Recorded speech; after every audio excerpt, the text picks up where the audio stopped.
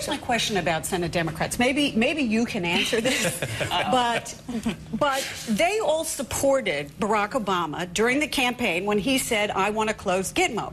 Did they think the prisoners were just going to vaporize? No, they didn't. I mean, and they didn't. But here is the intense frustration among Democrats on Capitol Hill with the president, and that is they understand that it's going to be tough. They understand that it's going to, that ultimately you're probably going to have to bring some of these detainees to the U.S.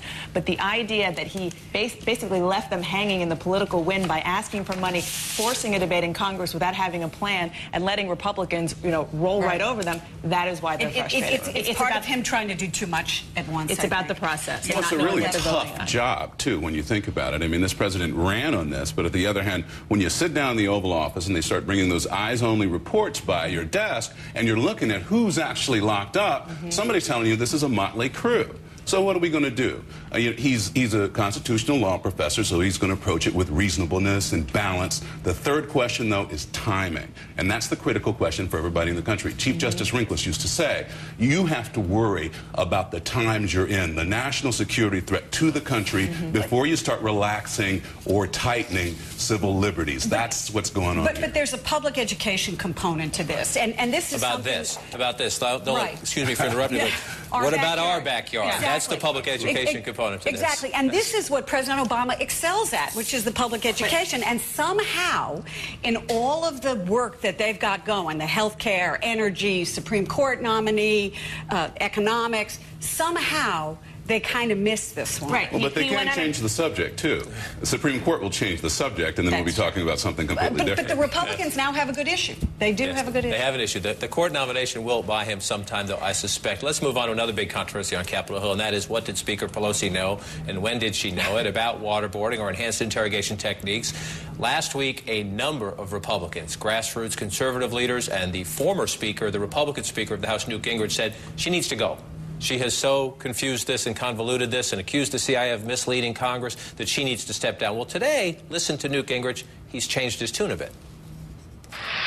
I think all she's got to do is go to the floor of the House and apologize. She ought to say she exaggerated. What she said was not true about the CIA. What she said about the CIA that Thursday is flatly false and dishonest, and she ought to apologize to the country on the floor of the House and to the CIA for having said it. And on a scale of 1 to 10, the likelihood of that happening is?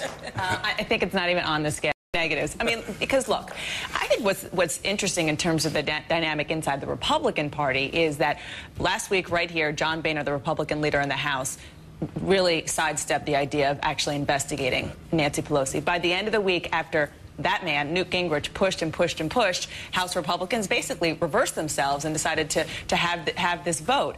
Obviously it didn't go anywhere. It was for political theater. But the fact that they seem to be, at least inside the House Republican leadership, whether they like it or not, being forced to listen to Newt Gingrich, that to me has been one of the very interesting dynamics that have come out of this whole tug of war with Pelosi.